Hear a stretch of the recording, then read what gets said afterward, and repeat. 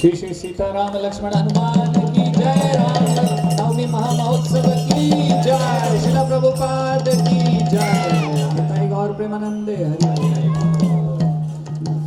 नमः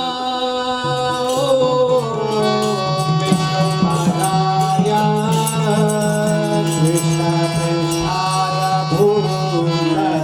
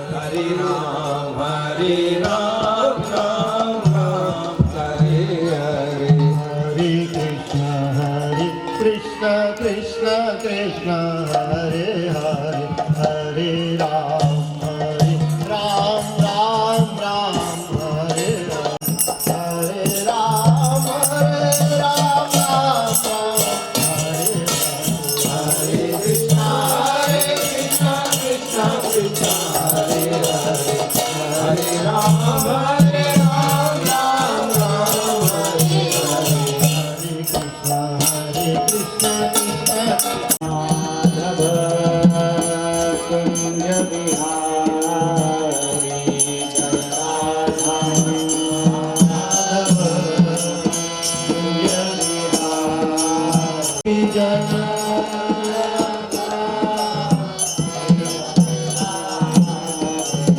कुंदन व्रज जनरंजन सुचारी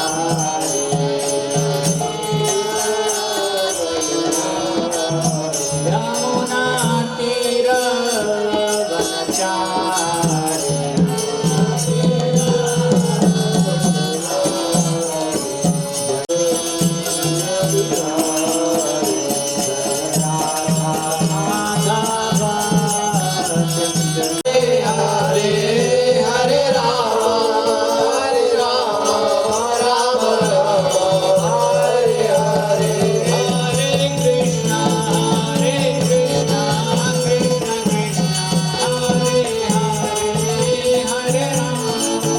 भक्तिवेदांत स्वामी श्रील प्रभुपाद की जय।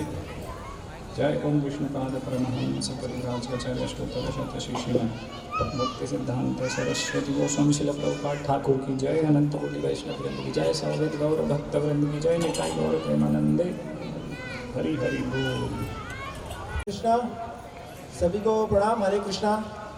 अभी हम श्री राम कथा का श्रवण करेंगे प्रभु जी के द्वारा। प्रभु जी का नाम है श्रीमान प्रणव दास और प्रभु जी होशंगाबाद से ही है। और प्रभु जी कुछ 8 वर्षों से कृष्ण भक्ति कर रहे हैं और साथ में दूसरों को प्रचार भी कर रहे हैं। तो गंभीरता से प्रभु जी भक्ति कर रहे हैं। और कुछ 2 वर्षों से प्रभु जी ने अपनी नौकरी से त्यागपत्र देकर फुल टाइम भगवान की भक्ति करना और साथ में सभी शहरवासियों को, सभी लोगों को कृष्ण भक्ति का प्रचार करना, उपदेश देना, ये प्रभु जी का कार्य है फुल टाइम। और अभी जो इस्कॉन मंदिर है और जो इतना बड़ा प्रोग्राम है रामनवमी का, जन्माष्टमी का, हम बड़े बड़े प्रोग्राम करते हैं, रथ यात्रा, तो अभी प्रोग्राम सारे प्रभु जी के मार्गदर्शन में हो रहे हैं।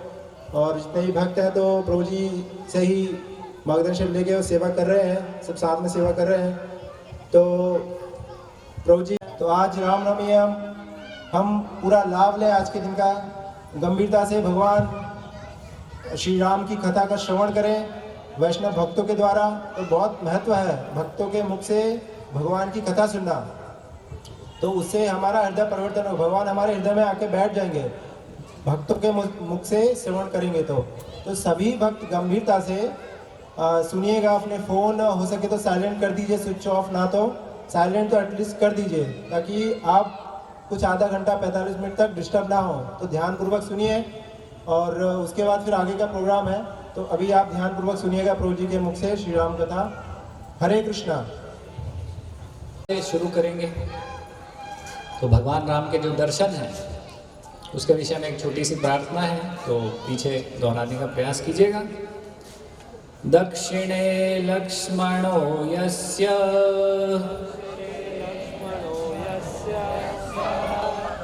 दक्षिणे तु जनकात्मज वामे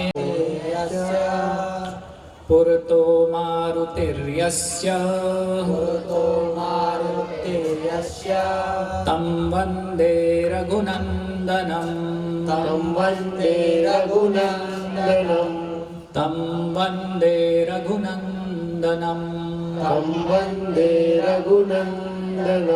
अर्थात जिनके दाईं ओर लक्ष्मण जी, बाईं ओर जानकी जी जनकात्मज और सामने हनुमान जी विराजमान हैं, मैं उन्हीं रघुनाथ जी की वंदना करता हूँ।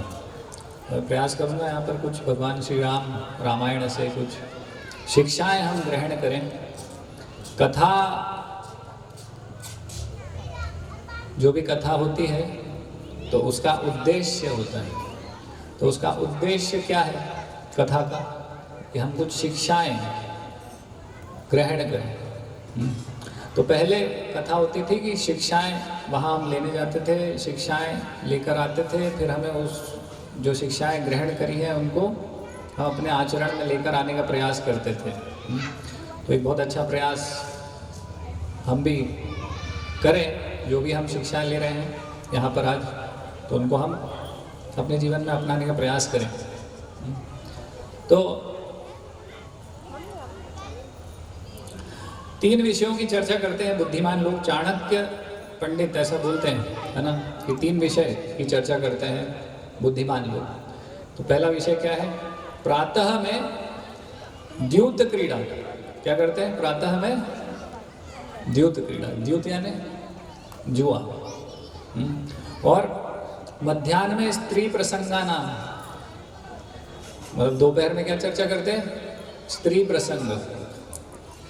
और फिर रात्रि चोर प्रसंगानाम, चोर के विषय में रात्रि में चर्चा करते हैं। थोड़ा सा आश्चर्यजनक है नहीं कि बुद्धिमान व्यक्ति इस प्रकार की चर्चा क्यों करेंगे? स्त्री के विषय में, द्यूत के विषय में कुछ ऐसे वैसे तो बोलेंगे नहीं। तो बहुत अंदर उसमें कुछ महत्वपूर्ण संदेश होगा, है ना। तो द्यूत कहाँ हुआ था? द्यूत महाभारत में, है ना। तो महाभारत क्या है? भगवान की कथा है ना। तो महाभारत के विषय में सुबह चर्चा करते हैं बुद्धिमान लोग। और रात्रि में, मध्याह्न में स्त्री प्रसंग नाम। तो स्त्री प्रसंग क्या है? रामायण पूरा सीता जी के इर्द गिर्द नहीं, कैसे सीता जी का स्वयंवर हुआ राम भगवान से, फिर अयोध्या में कुछ समय रहे, फिर वनवास हो गया राम भगवान को, तो सीता जी उनके साथ गए, फिर सीता जी का रावण ने हरण कर लिया। फिर कैसे वानर सेना जाती है राम भगवान के साथ और सीता जी को वापस लेकर आते हैं। तो ये स्त्री प्रसंग का नाम है ना। दोपहर में स्त्री प्रसंग के विषय में चर्चा करते हैं। और रात्रि में चोर। तो चोर कौन है?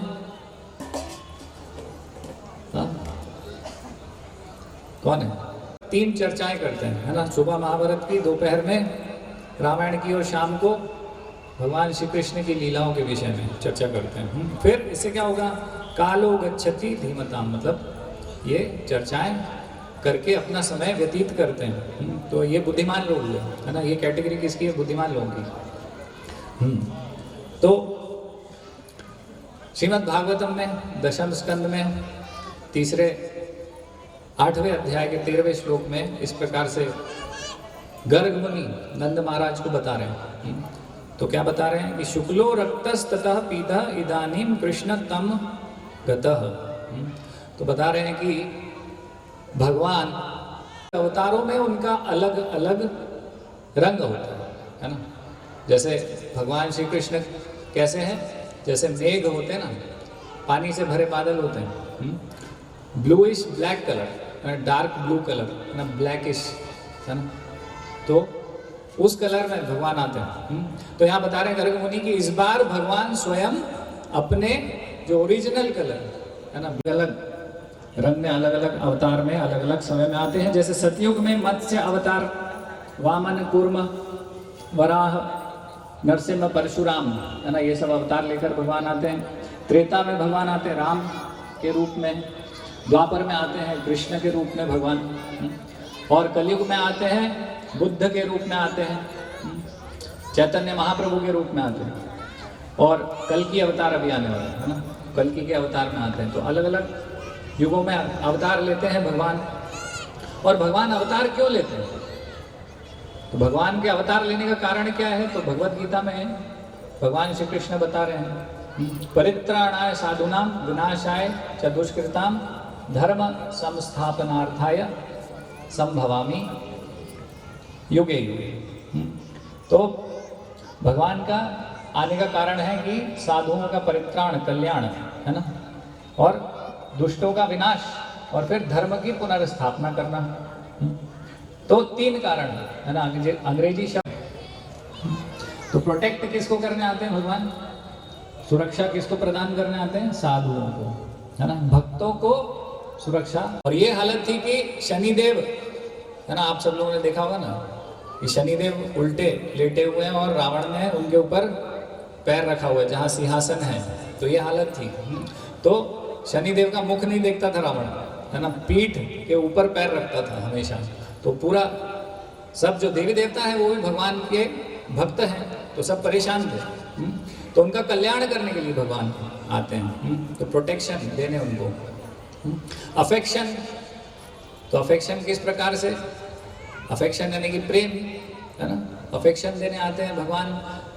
तो लक्ष्मी जी, तो वैकुंठ में लक्ष्मी जी, तो उनको हमेशा, जैसे ऐसा नहीं होता है ना, पति पत्नी है तो पत्नी हमेशा बोलती है आप समय नहीं देते मुझे, आप समय नहीं देते। तो इसी प्रकार से लक्ष्मी जी बोल रही हैं आप मुझे समय नहीं देते, कंप्लेंट कर रही हैं। तो फिर राम भगवान बोल रहे हैं कि ठीक है, अभी भगवान बोल रहे हैं कि अभी मैं राम के अवतार में आऊँगा, तो हम वनवास को जाएंगे। तो 14 वर्ष पूरे एक्सक्लूसिवली आपके लिए रखे हुए हैं, है ना, पूरा क्लोज एसोसिएशन, आपको मेरा संग प्राप्त होगा, पूरा आपको ही समय देने वाला हूँ। तो ये अफेक्शन है ना। और कई वर्षों से, हजारों वर्षों से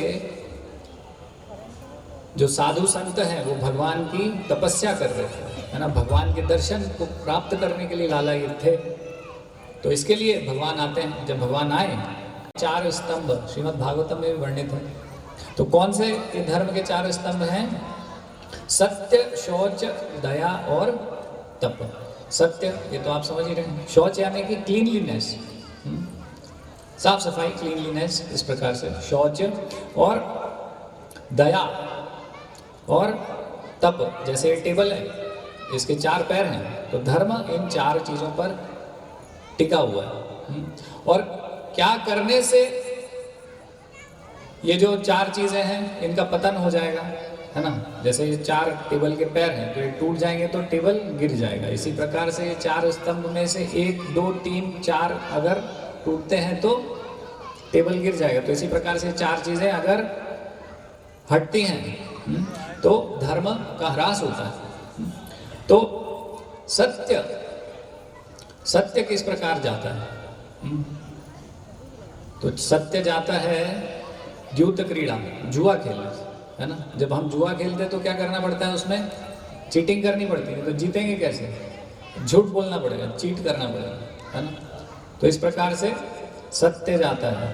तो इसलिए हम देख रहे हैं कि किन चीज़ों से हमें दूर रहना पड़ेगा, है ना। तो इसलिए बोलते हैं जुआ नहीं खेलना चाहिए। क्यों? क्योंकि धर्म की हानि होती है उससे। तो सत्य जाएगा अगर हम ये जुआ खेलेंगे, क्योंकि हमें असत्य बोलना पड़ेगा, चीटिंग करना पड़ेगा, है ना।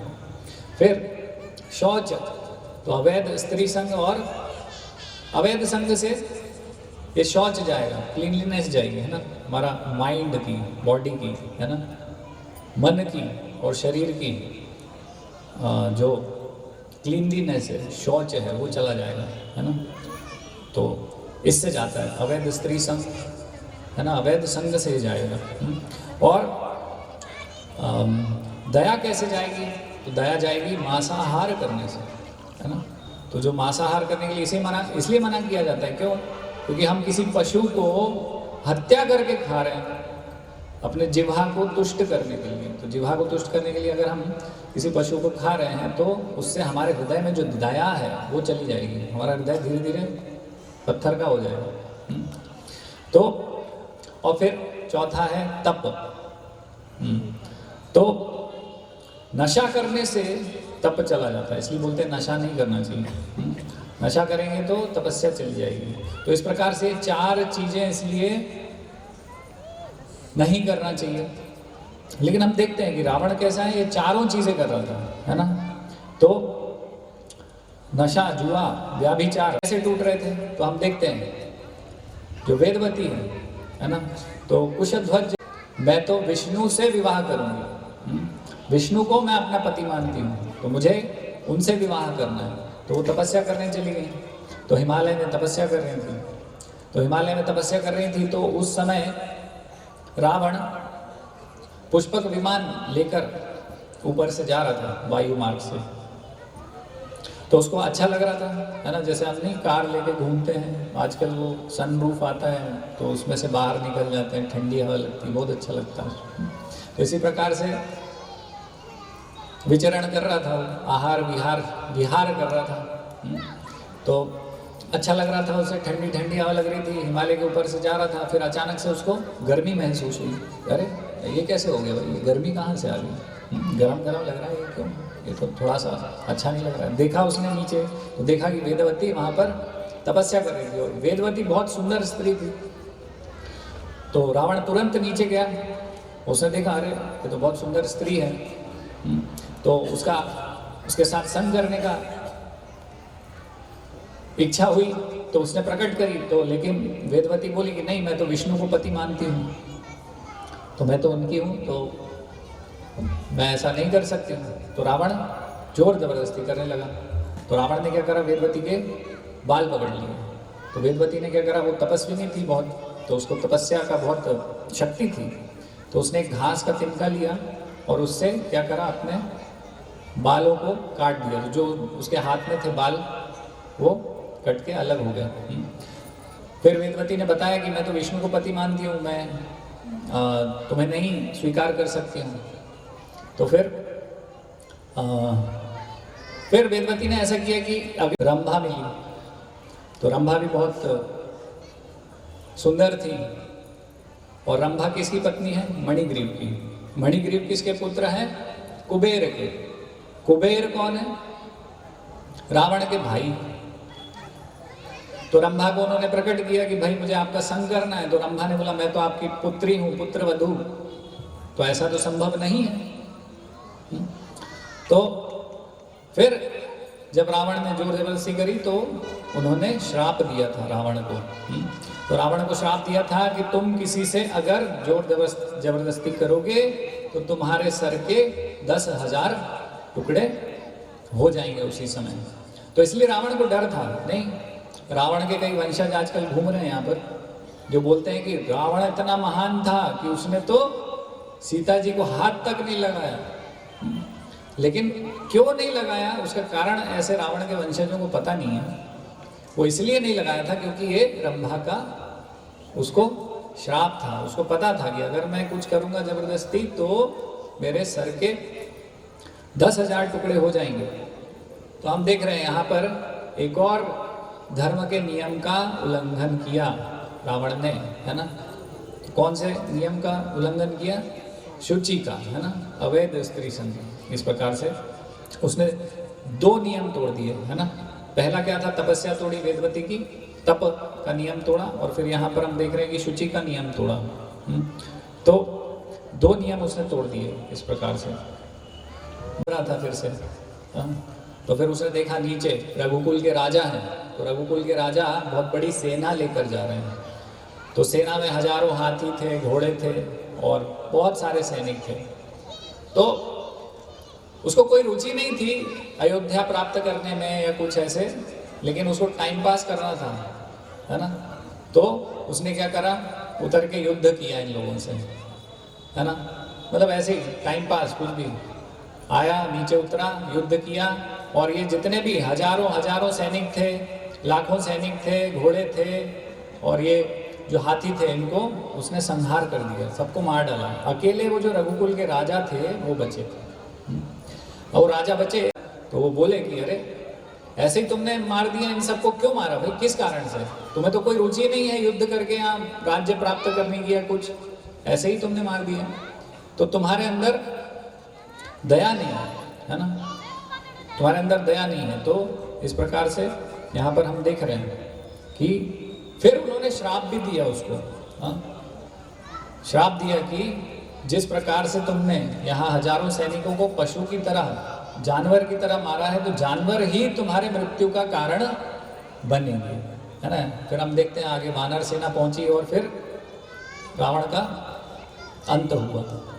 तो ये उनका श्राप था, ये जो रघुकुल। और सीता माता जी, सीता मैया कम हाइट की थी। अब राम भगवान थे क्षत्रिय, तो वो झुकेंगे नहीं, क्षत्रिय किसी के सामने कभी नहीं झुकते हैं। तो राम भगवान झुकेंगे नहीं, और सीता मैया है छोटी, हाइट कम है और ऐसे करके खड़ी हुई हैं। अब दोनों विचार कर रहे हैं। अब राम भगवान सोचेंगे आप पहनाइए, वो सोच रही हैं आप झुके तो मैं पहनाऊंगी, तो मैं पहनाऊं कैसे। और जहां आसपास सब लोग खड़े हैं तो वो बोल भी नहीं सकते राम भगवान को कि आप झुकिए, है ना। वो कोई उनको बोल ही नहीं सकते, तो कोई नहीं बोल रहा है। सिचुएशन कैसी हो गई है, अभी कुछ नहीं हो सकता। हाँ, माला पहना ही नहीं जा सकती है। और सीता मैया भी आराम से खड़ी हुई है ऐसे करके माला लेके। क्यों? क्योंकि उनको दे रही है। तो वो भी आराम से, उनको कोई प्रॉब्लम नहीं है। बोले हाँ ठीक है, छवि तो दिख रही है ना भगवान, कुछ नहीं रहा, कुछ समझ नहीं आ रहा है। तो फिर ऐसे में लक्ष्मण जी आते हैं तुरंत दौड़ के और राम भगवान के चरण पकड़ लेते हैं। बोले आपके अलावा मेरा संसार में कोई नहीं है। राम भगवान एकदम से सोचते हैं अरे इसको क्या हो गया, ये अचानक से पैर में क्यों गिर गया ये लक्ष्मण। तो उसको उठाने के लिए तुरंत नीचे झुक जाते हैं। और जैसे ही अवसर मिलता है सीता मैया उनको जयमाला पहना देती। तो ये कार्य है गुरु तत्व का। सीता मैया एक भक्त भी है भगवान श्री राम की। तो कैसे भक्त भगवान से मिल जाए, तो ये व्यवस्था गुरु तत्व गुरु करते हैं, है ना। लक्ष्मण जी गुरु तत्व हैं। तो इस प्रकार से हम देख रहे हैं यहाँ पर कि भगवान को भक्त से उन्होंने किस प्रकार मिलवाया। तो ये कार्य है गुरु का। तो इस स्तर की भक्ति थी उनकी और भगवान के प्रति इस प्रकार का प्रेम था उनका। तो हम देख रहे हैं कि लक्ष्मी संपन्न फिर क्यों बोला जा रहा है उनको, क्या कारण है? लक्ष्मी संपन्न बोल रहे हैं लक्ष्मण जी को, क्या उसमें कारण है? क्या है उनके पास ऐसा? तो उनके पास जो संपत्ति है, जो सबसे बड़ी संपत्ति है, वो है राम भगवान की सेवा। तो इस प्रकार से लक्ष्मी संपन्न है, भगवान की सेवा ही है उनके जीवन में, है ना। तो सबसे ज्यादा संपत्ति है उनके पास, सबसे बड़ी संपत्ति है उनके पास। तो जिनके पास भी भगवान की सेवा नहीं है, वो हो सकता है कि बहुत बड़े बड़े उनके मकान हो, बंगले हो, फैक्ट्रियां हो, सब हो, लेकिन वास्तव में वो लक्ष्मी संपन्न नहीं है, वो बहुत गरीब है। तो वास्तविक संपत्ति क्या है? भगवान की सेवा। तो हमें भगवान की सेवा ग्रहण करनी चाहिए। और जो भरत हैं, तो भरत के बारे में क्या? वहति इति भरत। तो भार वहन किया भरत ने। तो भरत ने क्या भार वहन किया था?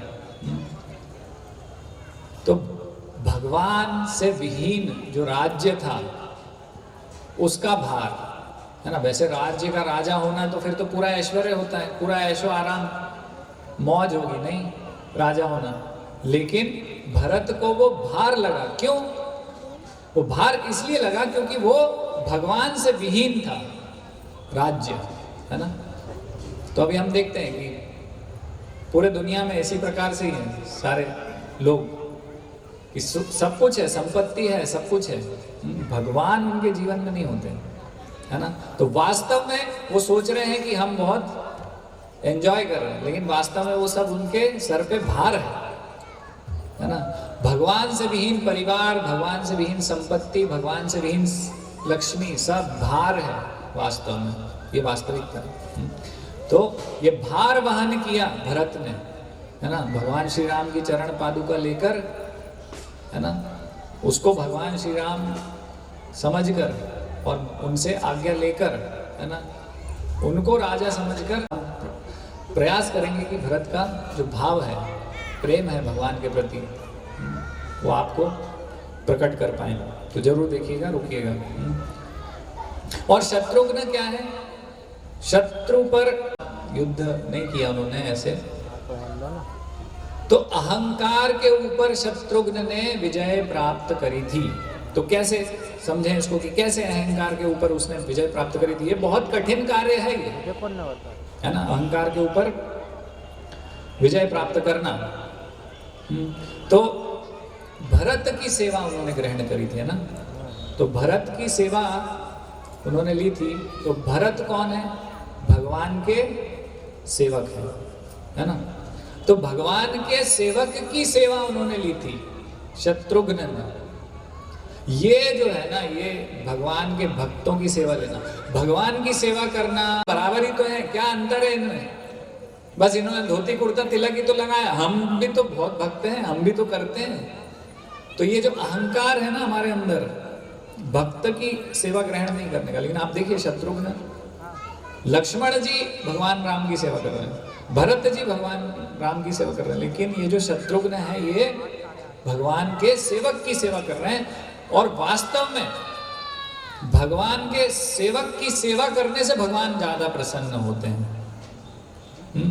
मद भक्त्या पूजा विधिका, भगवान बता रहे हैं कि मेरे भक्त की अगर सेवा करते हो तो अधिक है मेरी सेवा से। तो शत्रुघ्न से हम ये सीख सकते हैं कि हमें किस प्रकार से अपने अहंकार का दमन करके भक्तों की सेवा करनी चाहिए, है ना। तो मंगल आरती आना बड़ी बात नहीं है। लोग बहुत गर्व से बोलते हैं, मैं हमारे यहाँ 5 बजे रोज सुबह आरती होती है, उसको मंगल आरती बोलते हैं। तो लोग बताते हैं कि भाई मैं रोज मंगल आरती आता हूँ, मतलब मैं गंभीर भक्त हूँ। मंगल आरती आना ज़्यादा बड़ी बात नहीं है। 16 माला करता हूँ मैं प्रतिदिन, 2.5 घंटे भगवान का नाम जपमाला पे करता हूँ, ये कोई बड़ी बात नहीं है। बहुत बड़ी बात है, लेकिन हम जिस स्तर पे अभी चर्चा कर रहे हैं उसमें बड़ी बात नहीं है। मैं सेवा करता हूँ मंदिर में भगवान की, है ना, अलग अलग सेवाएं होती ना, तो वो करता हूँ मैं, तो ये सब बड़ी बात नहीं है। भगवान के दास का दास बनना, अपने अहंकार को खत्म कर देना, जीरो कर देना, वो बड़ी बात है। वो नहीं होता इतनी आसानी से, वो नहीं जाता। ना होने से दुनिया का सबसे बड़ा ऐश्वर्य भी भार है हमारे जीवन पर, है ना। घर परिवार सुख संपत्ति सब भार है, वजन है, सिर्फ भगवान नहीं है उसमें। इसलिए हमारे सबके जीवन में केंद्र भगवान होना चाहिए। तो हम देखते हैं कि जैसे कि जिस समय भगवान राम प्रकट हुए थे उस समय कुछ ऐसे लोग थे जो कि रावण को मारने में सक्षम थे। तो 3 ऐसे लोग थे जो रावण को मारने में सक्षम थे। कौन कौन थे वो लोग? तो एक था वाली। वाली ने क्या किया था? रावण वाली के पास गया, वाली को मारने के हेतु से, और पीछे से गया और संध्या वंदन कर रहा था वाली, है ना। वांगन्यास करन्यास और वो सब करते ना, तो वो संध्या वंदन कर रहा था। तो वाली तो बहुत चतुर भी था, तो वाली समझ गया कि अभी ये रावण आ रहा है, अभी बिजी था वो करने में। तो उसने क्या करा, जैसे ही वहां से रावण आया तो उसको तुरंत अपने बगल में दबोच लिया और फिर अपना कार्य करता रहा वो, और 6 महीने तक अपना कार्य करता रहा, और रावण वहां टस से मस नहीं हो पा रहा, फंस गया। उसकी हालत खराब हो गई 6 महीने तक। अरे भाई अब तो छोड़ दो। लेकिन भगवान हमें, मतलब भगवान ने वाली को अवसर नहीं दिया ये कार्य करने का, रावण को मारने का। क्यों? कारण है, लेकिन ये जो 6 चीजें हैं, काम क्रोध लोभ मोह मद मत्सर अहंकार, ये 6 चीजें जाना कठिन है, इन पे ज्यादा कार्य करना होगा। तो इसलिए अगर हम ये नहीं करेंगे, इस पे कार्य नहीं करेंगे, तो भगवान हमें सेवा नहीं देंगे हमारी। और अगर भगवान है तो भगवान की अगर हमें सेवा चाहिए है तो इन 6 चीजों से हमें निवृत्त होना पड़ेगा, नहीं तो भगवान हमें अवसर नहीं देंगे। जैसे कि वाली को अवसर नहीं दिया रावण को मारने का, मार सकता था वाली। ऐसे ही परशुराम थे, परशुराम उस समय थे, हालांकि वो सतयुग में आए थे, लेकिन फिर भी उपस्थित थे, मार सकते थे आराम से। 21 बार उन्होंने पूरे पृथ्वी को क्षत्रिय विहीन किया था, तो उनके लिए बड़ी बात नहीं थी रावण को मारना। लेकिन वो क्यों नहीं मार पाए, उनको क्यों नहीं ये अवसर मिला? क्योंकि उनके अंदर क्रोध था।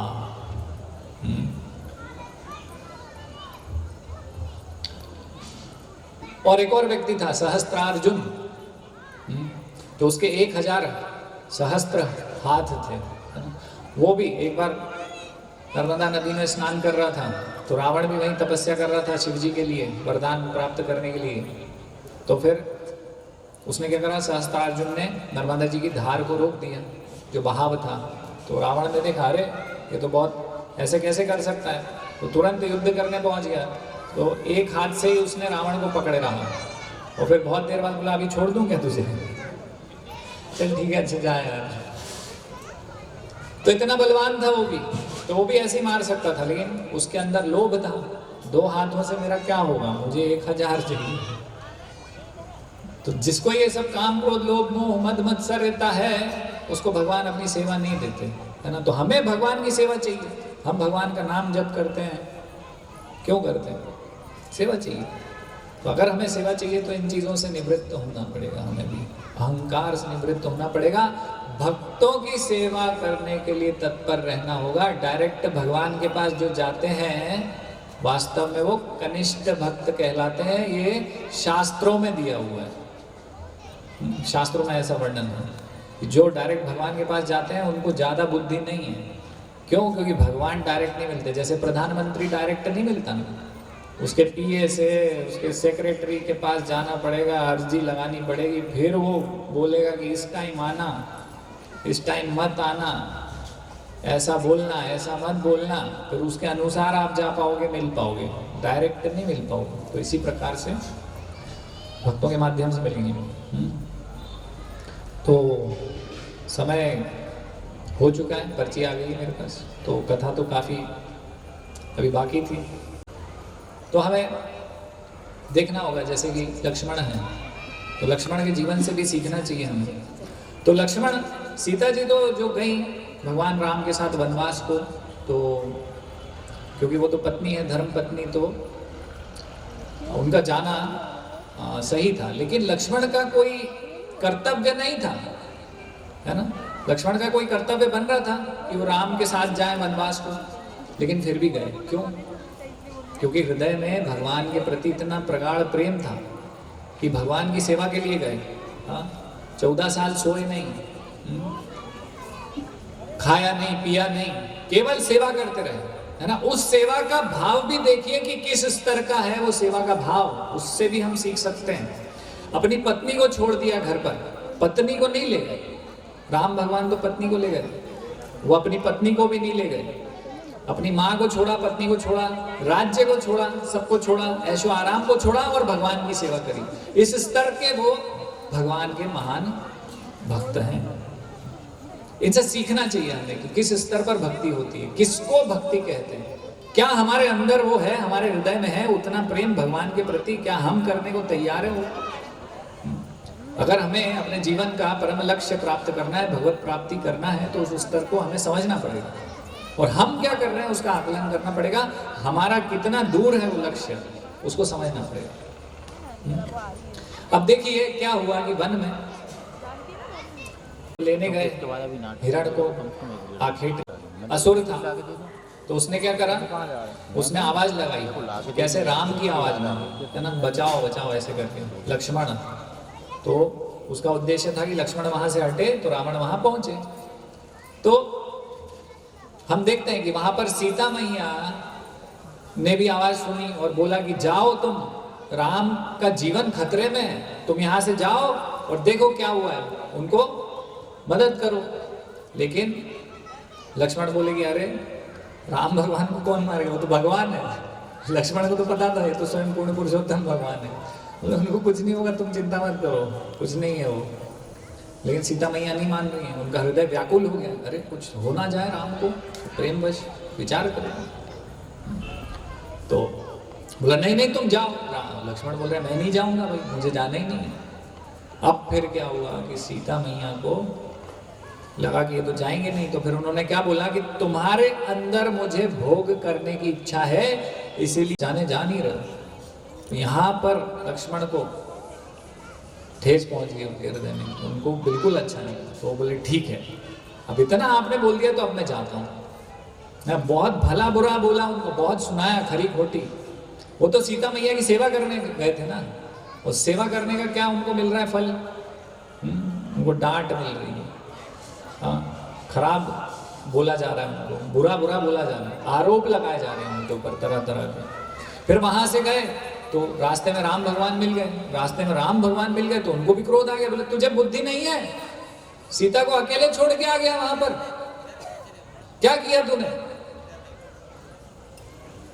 अगर हमें ऐसा हो जाए भक्ति में तो भक्त हमें थोड़ा सा 2 शब्द अगर बोल देते हैं कुछ,